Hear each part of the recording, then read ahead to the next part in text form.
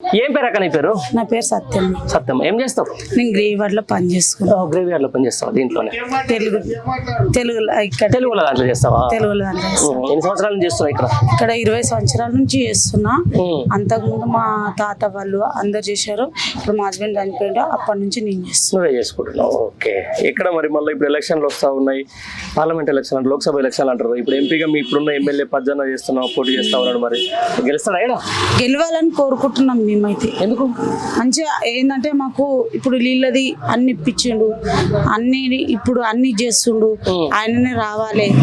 మళ్ళీ కాంగ్రెస్ వచ్చింది కానీ కాంగ్రెస్ వచ్చి మాకు పింఛన్లు గించిన్లు టైంకి వేస్తలేరు. పజ్జన వచ్చి ఉన్నప్పుడు మాకు గించిన్లు అన్ని టైంకి వేసేవారు. మీకు వస్తుందా వితంత పెన్షన్? వస్తుంది కానీ చాలా లేట్ పడుతుంది. లేట్ పడుతుందా? అప్పుడు ఎట్లా పడేది? అప్పుడు ఫస్ట్ అదేంటి 30 తారీఖు రాకముందే పడేది. ఎట్లా మరి ఇప్పుడు రేవంత్ రెడ్డి వచ్చిండు, దగ్గర దగ్గర 4 నెలల ఏంది మంచిగా ఉందా? రేవంత్ రెడ్డి వస్తే ఏంది వికలాంగులకు 4,000 చేస్తున్నా అన్నాడు. పజ్జననే వచ్చి 4,000 చేసే వికలాంగులకి.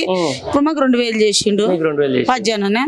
ఇప్పుడు ఆయన రేవంత్ రెడ్డి వచ్చి ఇప్పుడు మాకు 4,000 చేస్తాడు, అలా 6,000 చేస్తాడు. అవి లేవు ఇవి లేవు. మాకు అవే పజ్జన చేసిన 2,016 రూపాయలు పడుతుంది. మంచిగా హ్యాపీగా పడుతున్నాయి. పజ్జన చేసినాయి. గెలిపిస్తారా మరి? గెలవాలని మాకు కోరుకున్నది. ఆయననే రావాలి.